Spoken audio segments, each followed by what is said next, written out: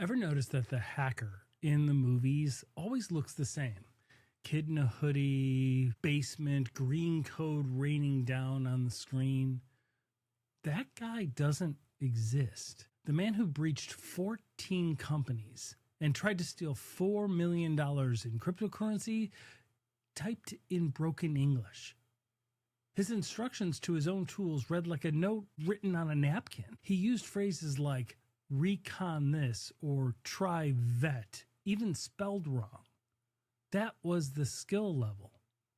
And in the age of AI in 2026, well, he still got in and breached 14 different companies.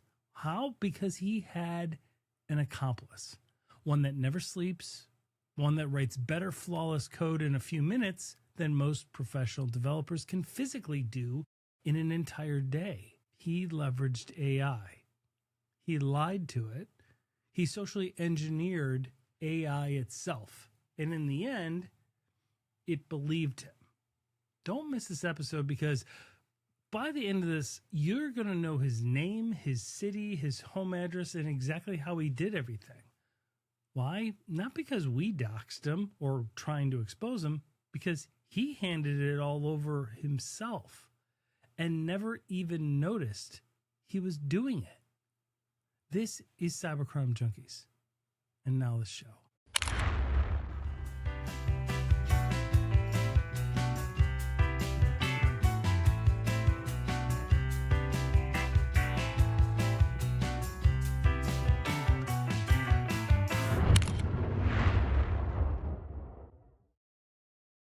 So I wanted to share this story with you because people keep talking about AI risk, but they talk about them academically, like it's all for some LinkedIn post.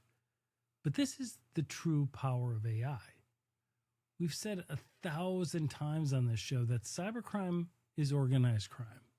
And the reason it became organized is because it's so lucrative.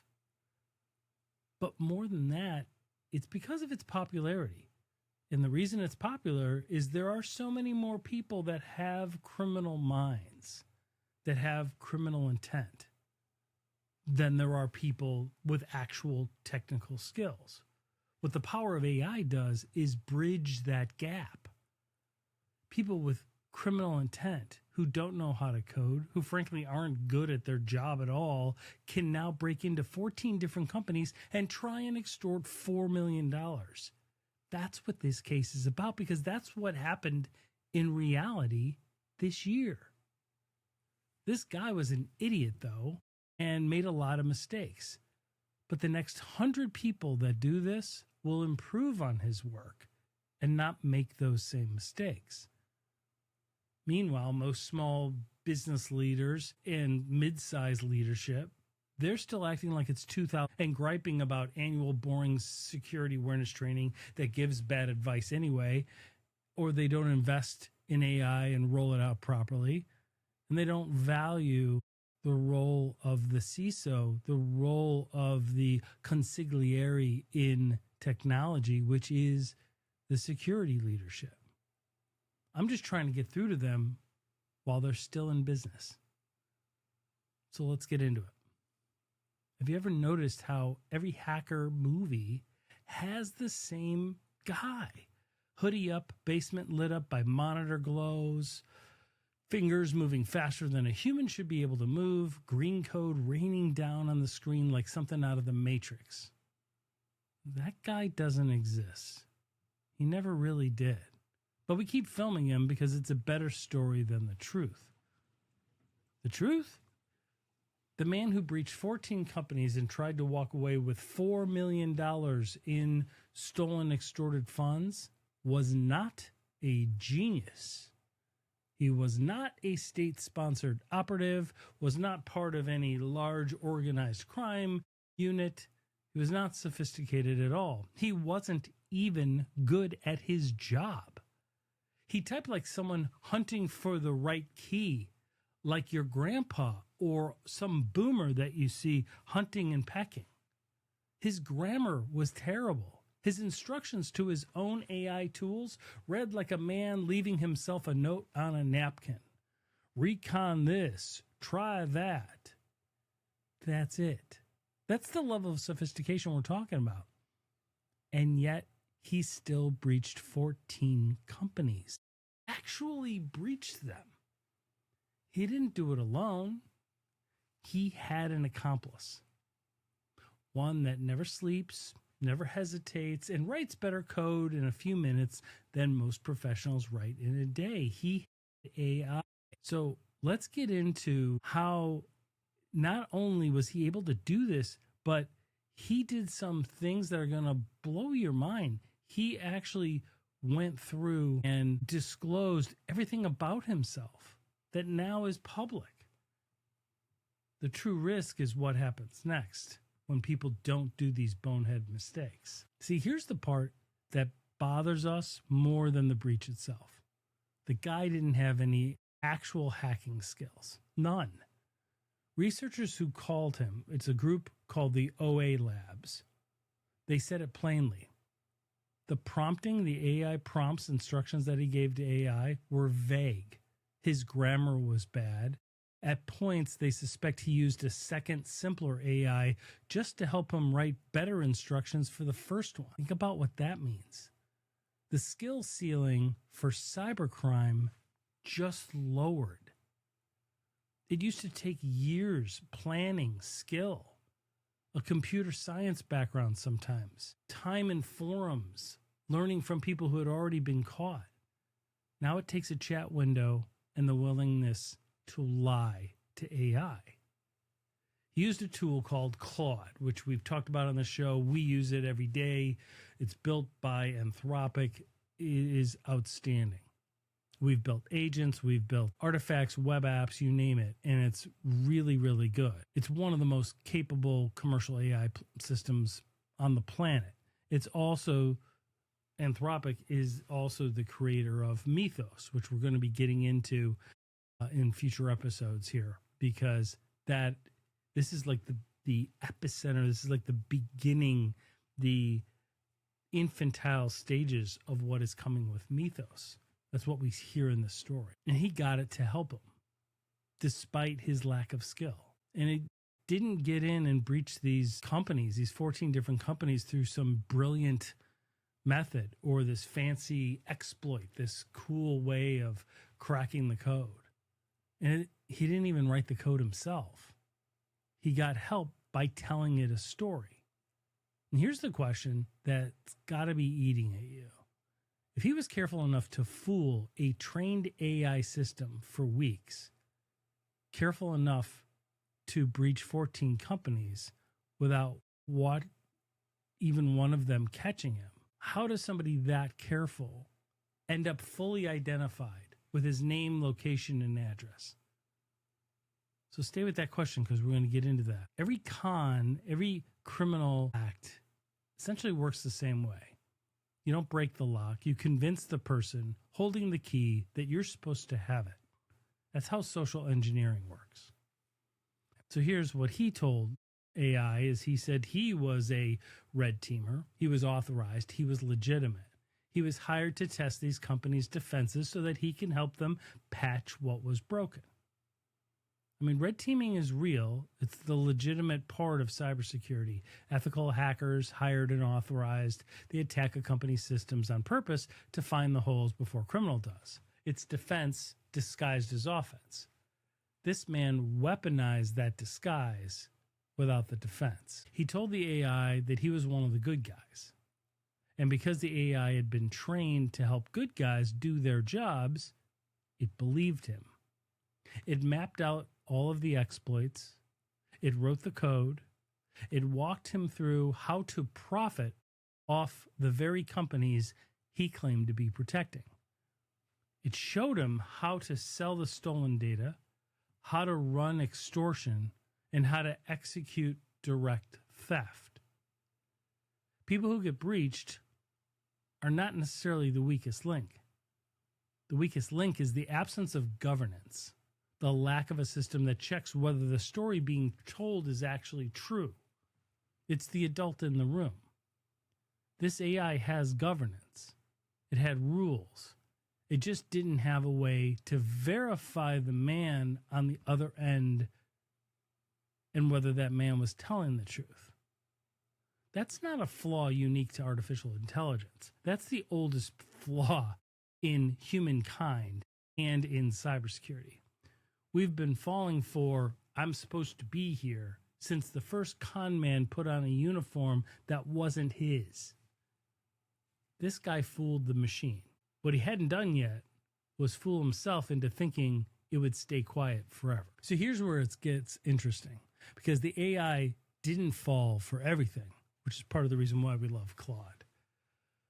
When asked to help him calculate the dollar value of the data that he stole, to draft up an extortion strategy, and the system then started to push back. See, real red team work stops at finding the hole in the network, right? It doesn't actually steal the data and sell it on the dark web, right? It doesn't actually do that because that's not ethical. And the AI caught that. Actual red teaming doesn't put a price tag on what's behind it. And the AI recognized that shift from defense to profit, and it started to refuse. And when he tried to go further, when he tried to point the tool at a specific person, at that person's family, at their private accounts, the system completely shut him down. No persona saved him, no story worked, and he tried over and over. Legitimate security testing never goes after somebody's spouse or somebody's kids. The AI knew that line existed, and it held it. Now, one question that raises in my mind is this. What if he didn't use Claude? They probably had to use Claude because of its power and code, but what if he used a less ethical AI platform? He likely could have been able to find out how to target those individual people. But I'm curious what you think. Like, what do you think about that? I don't know. I don't know the answer.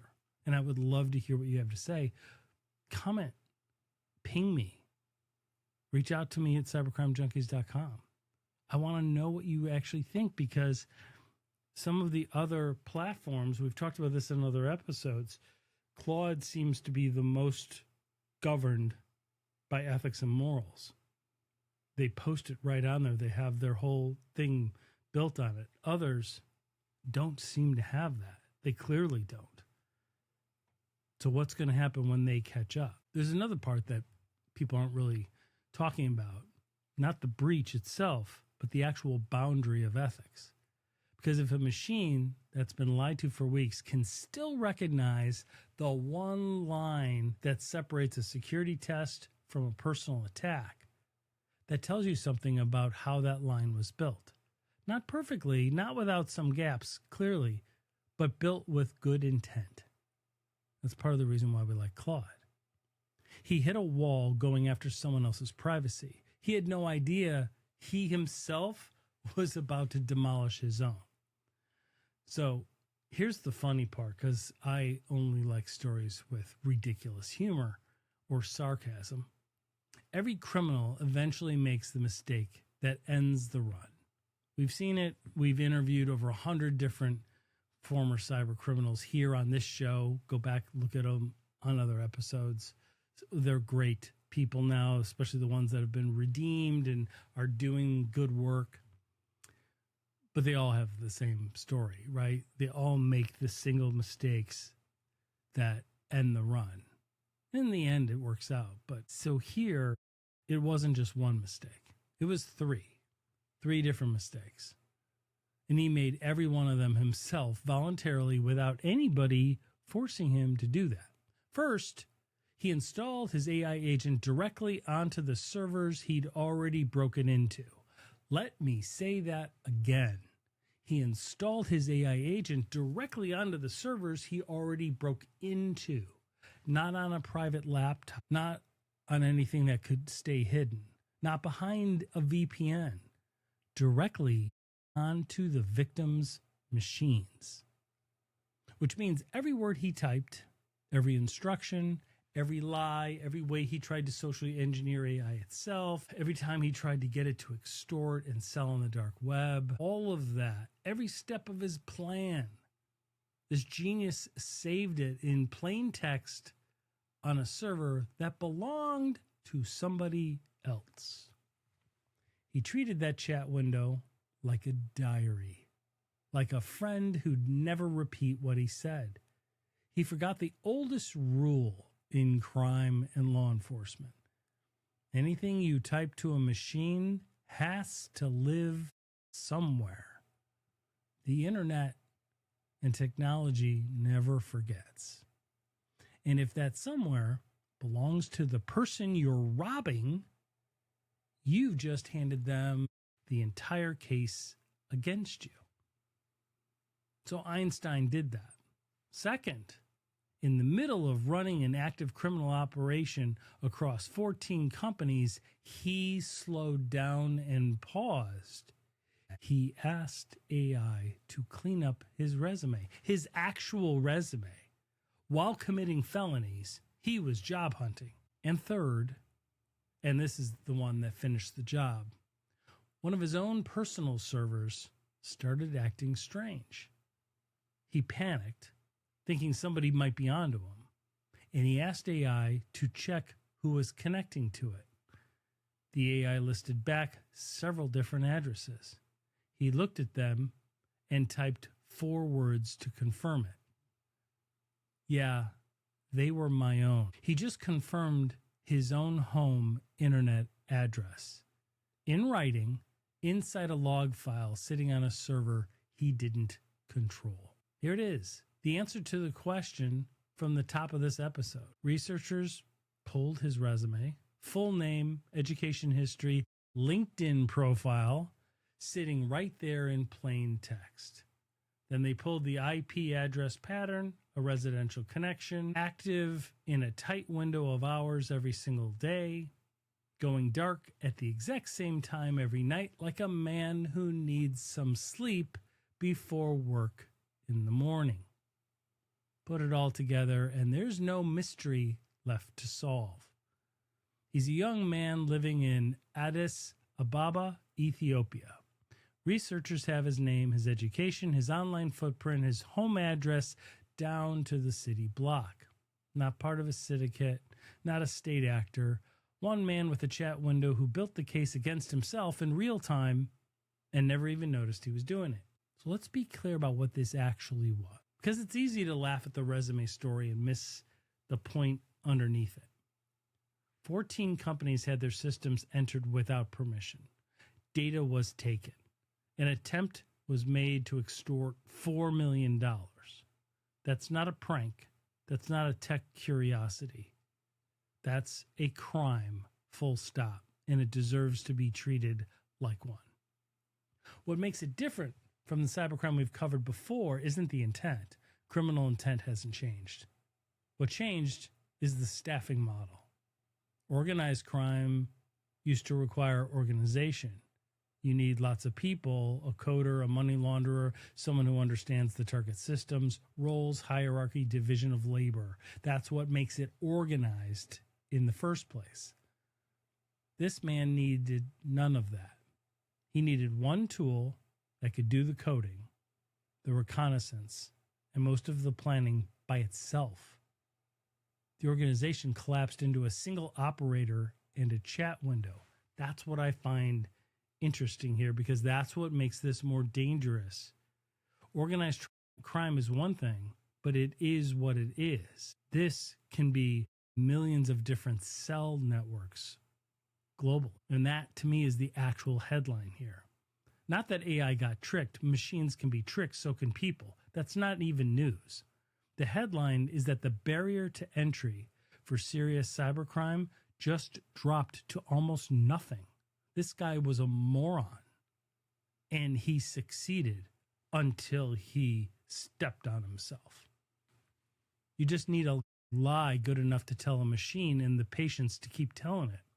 If the barrier just fell that far for this guy, ask yourself who else just walked through. Here's what gets lost in a story this strange sometimes too. 14 companies, real employees, real customers. Somewhere in those 14 companies is an IT person who got a call they weren't ready for. A business owner who had to explain to clients why their data might be out there now. And maybe an employee who gets blamed for a door that was never theirs to lock in the first place. That's the part that never makes the headline. The headline is amateur hacker uses AI. The headline never says somebody's name, somebody's password, somebody's trust got handed to a stranger because their employer thought a firewall was the finish line instead of the starting point. The story is funny right up until you remember there's a real company on the other end of it, doing real cleanup, having a very honest, real conversation with customers who are wondering what the hell happened and if they're next. And somewhere in that list of 14, there's a business owner who still doesn't know it's happened yet. So here's a question. And it's not how do we stop AI, it's this. The exact same tool that let this man do damage is the tool that lets defenders find vulnerabilities before criminals do. Same capability, same reasoning, same code writing ability. The line between weapon and shield isn't the technology. It's the intent of the person holding it. Lock the tool down hard enough to stop every amateur with a lie and a chat window. And you've also taken the most powerful diagnostic instrument away from the legitimate researchers trying to patch the holes first. Leave it open enough for legitimate researcher, and then you still leave the door open for exactly what just happened in this story. Nobody's solved that yet. Not even Anthropic, not OpenAI, not Google, definitely not Microsoft. Not anyone building these systems right now. And anyone telling you they have a clean answer is trying to sell you something. What we do know is this. The guardrails work some of the time. They held the line on the worst requests here, the personal ones. They failed on the rest because the system believed a story it had no way to verify. That's not unique to machines. That's every business that's ever been socially engineered by a man in uniform who didn't belong there. You don't need to understand AI architecture to take something useful from this story. If you run an organization or are in leadership of any size, any industry, here's the one thing this story should change about how you operate, starting Monday of next week. Treat every AI tool inside your company the same way you treat a new employee with full system access and no background check. You wouldn't hand a stranger root access to your servers because they showed up wearing a badge and said the right words. Don't hand that access to an AI agent without the same scrutiny. Log what it's asked to do and limit what it's allowed to touch. Have a human check the story before the access gets granted. The lock on your door was never the point. The point was always whether you checked who was asking to come in. This one didn't check carefully enough. 14 companies paid for that gap. He's in Addis Ababa right now. Name known, address known, undone by his own resume, sitting in a log file he never thought anyone would read. But the next one won't make that mistake.